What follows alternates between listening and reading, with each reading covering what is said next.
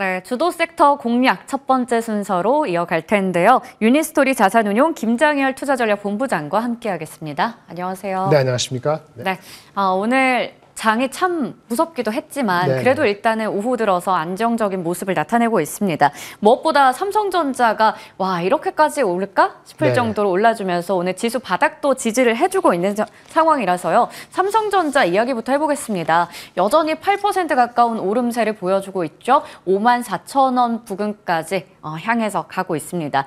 어제까지 참 많이 내렸었죠. 49,900원까지 딱 떨어졌었는데 오늘의 강세를 우리가 기술적인 반등이라고 봐야 될지 뭐 단순 저가 매수세로 봐야 될지 아니면 정말 의미가 있다라고 좀 기대를 해봐도 될지 궁금합니다.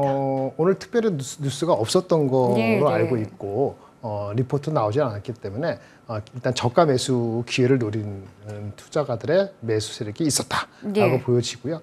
그럼 저가 매수라는 게 뭐 어저께는 안 사고 왜 오늘 샀느냐 그거는 모르는 거지만 일단은 외국인이 조금 산 것 같죠? 느낌에 아마 그런 것 같은데 많이는 아니고 기관 중심으로 샀을 수도 있고요. 하이닉스도 마찬가지고 일단은 그렇게 봅니다. 환율도 간밤에 나쁜 뉴스가 많이 나왔죠. 우리가 환율 이제 관찰에 들어가고 그래서 원달러 환율이 1,410까지 가면서 더 가는 거 아니야 이런 걱정이 되지 않습니까? 실적에 대한 전망도 반도체 가격에 대한 전망도 사실은 엊그저께 내려갔어요. 내년도 1분기 비수기 제가 말씀드린 것처럼 HBM 말고 일반 DRAM 쪽은 가격이 더 내려가서 실제 4분기 또는 1분기 실적은 원래 생각했던 것보다 낮을 수도 있다. 물론 환율이 높아서 상쇄할 수도 있지만 어쨌든 그런 여러 가지 추가적인 정보들이 만만치 않은 정보들이 계속 나왔거든요. 그리고 마이크론이라는 주식도 뭐 오늘은 말하겠는데 한 이틀 연속으로 4%, 8% 빠졌기 때문에 하이닉스가 어저께 많이 빠진 것도 마이크론 주식하고의 키 맞추기였다고 보여주고 삼성은 어저께 좀 외국인이 막판에 많이 빠져서 사실 2% 올라가다가 빠졌잖아요. 그런 측면에서 막 혼란이 있었는데 핵심적인 거는 많은 악재가 나왔다. 환율까지도. 그 외국인 입장에 이럴 수도 있어요. 환율이 더 1,440 이렇게 가는 게 아니면 지금 환율이 이제 앞으로 내려갈 수 있다고 베팅을 한다면은 한국의 대표주를 싼데 환율도 먹고 삼성전자도 낮게 잡을 수 있는 거 아니냐. 그러니까 1,400이 1,500 안 간다 가정하고 그럼 1,400에 사고 그다음에 이제 싸게 사고 양방으로 먹을 수 있는 거잖아요. 그런 트레이딩이나 아니면 저가 매수의 가능성이 있죠.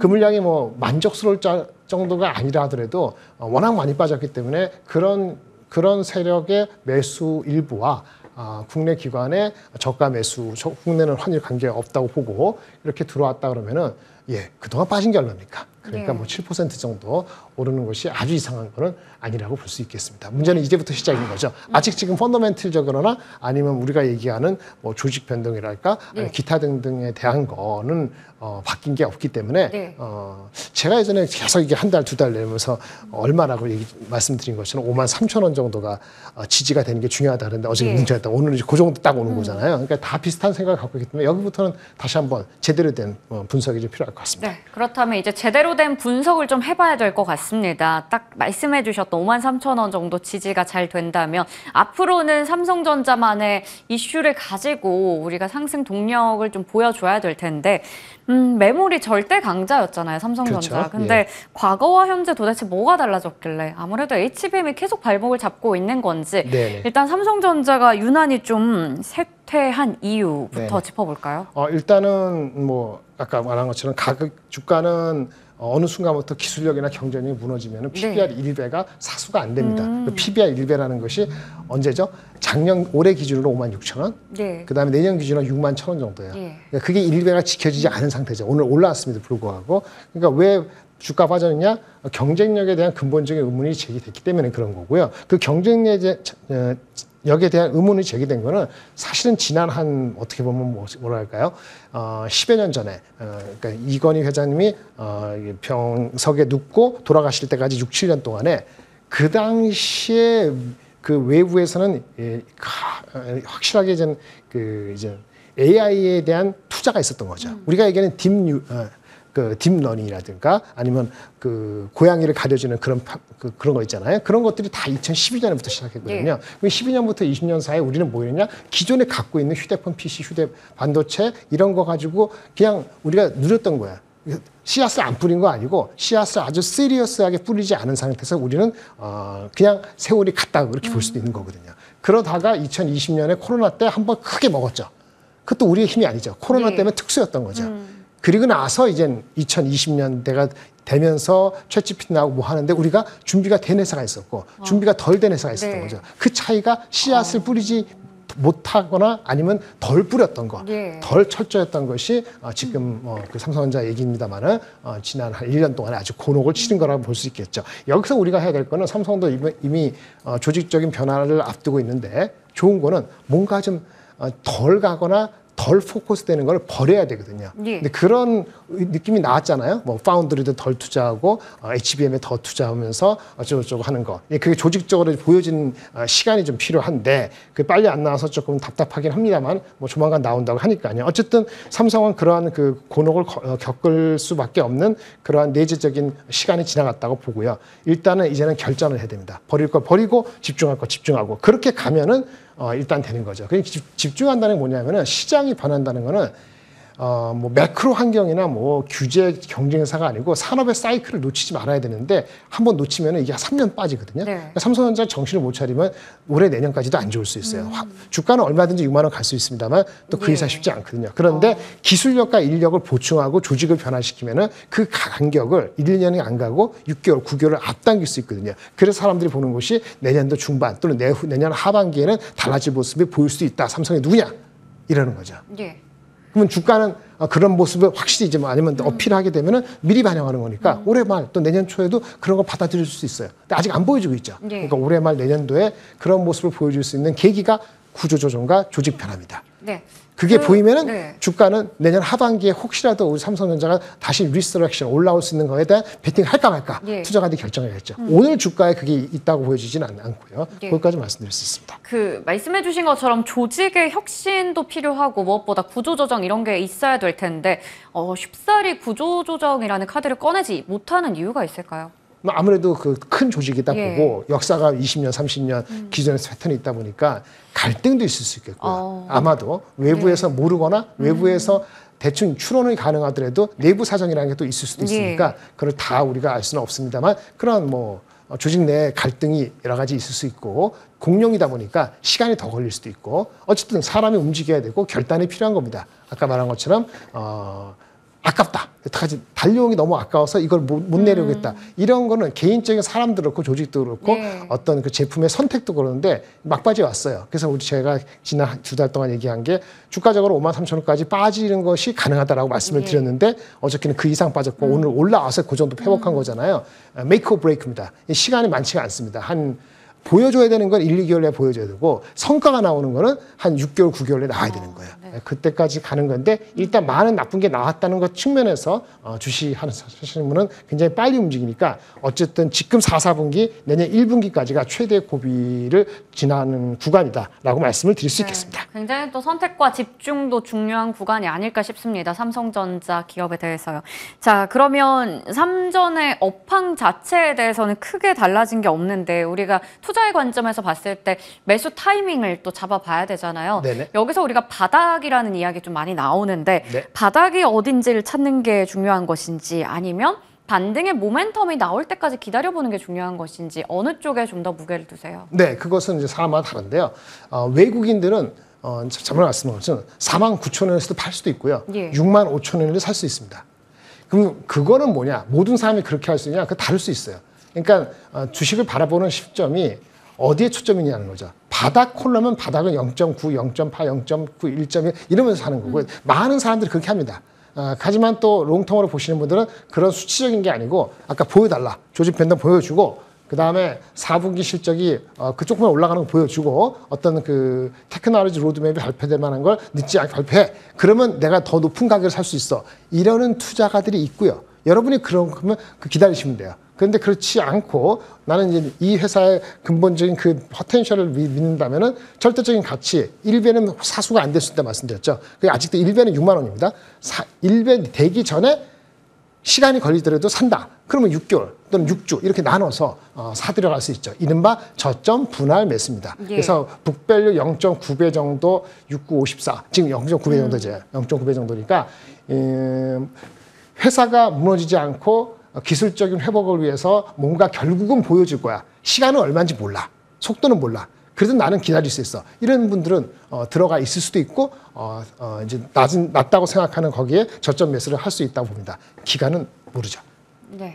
두 가지 분류가 다릅니다. 본인이 네. 어디에 속하는지를 생각해 보셔야 되고요. 그리고 항상 그렇게 들어갔든 안 들어갔든 간에 다른 섹터하고의 생각도 해야 돼요. 오늘 같은 경우는 이런 것도 있습니다. 2차 전지가 붕괴됐죠. 예.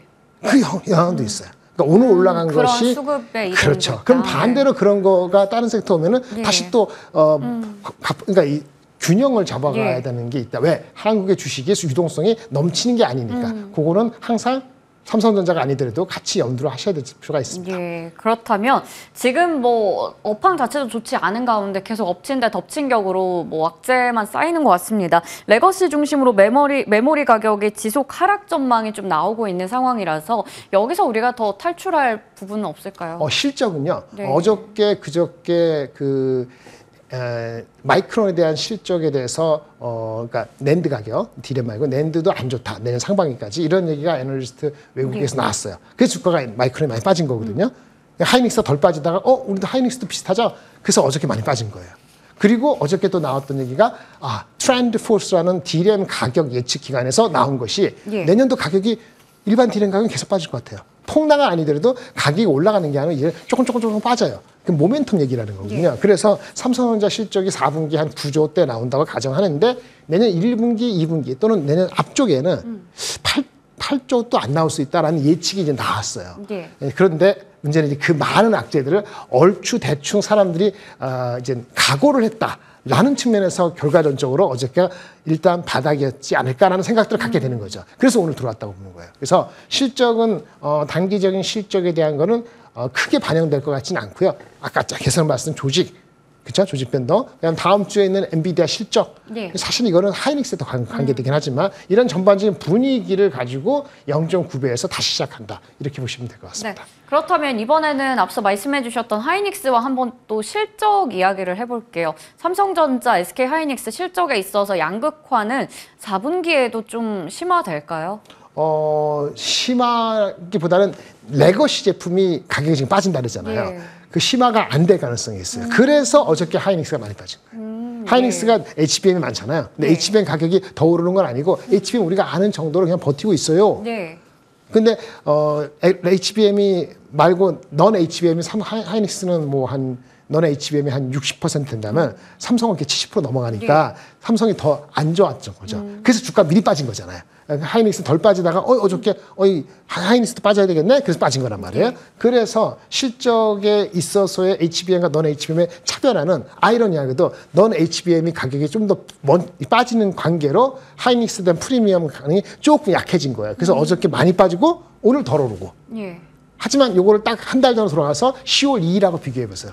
10월 2일에 주가랑 대비해 보면은 삼성전자가 여전히 많이 빠져 있는 상태죠. 예. 그래서 키 맞추기를 위한 사람들의 명민한 두뇌 싸움이었다라고 보여지는 거고요. 실적에 대한 거는 그 정도로 지금 보시면 되고 바닥은 이제 사람의 성향에 따라 다른 건데 문제는 말씀 나온 게 하면은 이제는 그 소부장주를 언제 살 수 있느냐 이러는 건데 그거는 다음 주. 네. 엔비디아 실적 나와야지 한미반도체가 보고 거기에 대한 믿음이 더 갈 것 같고요. 고전에는 많이 빠진 주식이 워낙 많아요. 뭐 유진테크, 뭐 주성엔지니어리, 흔히 일반적인 전통 강자 이런 주식들이 각각의 이유가 있어서 많이 빠졌다가 어제 오늘 많이 빠져서 그저께 빠져서 오늘 올라오는 거죠. 그것도 계속 가는 거는 삼성과 하이닉스의 이익이 좀 높아져야지 가는 거기 때문에 바닥에서 올라올 때 한 15% 20% 이상 갔을 때 추가적인 매수는 조금은 천천히 하실 필요가 있다. 덜 오른 종목만 가지고 약간 트레이딩이다 이렇게 말씀을 드리겠습니다. 네, 중소 종목은. 이렇게 반도체 섹터에 대해서 좀 투자 전략까지 챙겨봤습니다. 그러면 저희 마지막으로 시장에 대한 전략 좀 짚어볼게요. 오늘 또 만회가 되긴 했지만 코스피 지수가 장중에 2,400선이 깨지면서 좀 아찔한 모습 연출되기도 했었잖아요. 그렇죠. 우리가 아직까지는 마음을 놓기는 좀 이른 것 같아서요. 네. 추가 하락의 가능성은 혹시 좀 있을까요? 추가 하락의 가능성은 오늘 같이 네. 그 2차 전지 같이 미국발 이슈가 좀 마음을 방심하고 있을 때 나올 게 뭐 있는가 그건 생각해야 돼요. 그리고 가장 전체적인 환율입니다. 네. 환율이 1,400, 1,500 이렇게 가면 대책이 없어요. 네.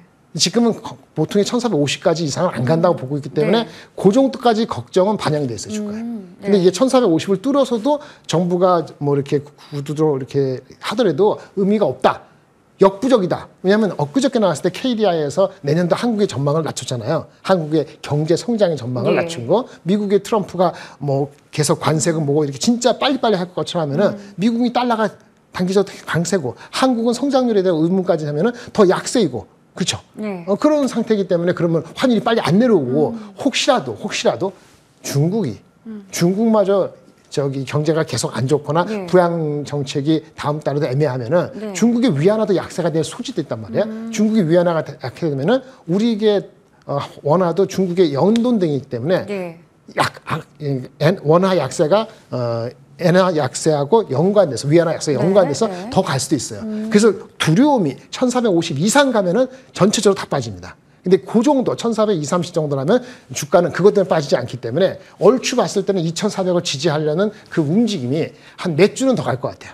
그리고 12월에 가서 마지막에 다시 또 실적에 대한 전문을 하면서 환율은 올라갔는데 실적은 어떤가라고 게임을 하는 건데 제가 봤을 땐 최악의 경우는 여전히 한 2350까지는 가능성이 널려져 있지만은 실질적으로는 박스권 한 2500 아래에서 좀 더 올라갈까 내려갈까 이러는 분위기를 가지고 연말까지 가지 않을까 싶습니다. 네, 일단은 2500선 아래에서 계속해서 방향성 좀 탐색하면서 박스권 당분간 이어질 것으로 보인다 얘기해 주셨고요. 환율은 추이를 계속해서 좀 지켜봐야 될 것 같습니다. 오늘 여러 가지 이야기 나눠봤습니다. 지금까지 유니스토리 자산운용 김장열 투자전략본부장과 함께했습니다. 고맙습니다. 네, 감사합니다.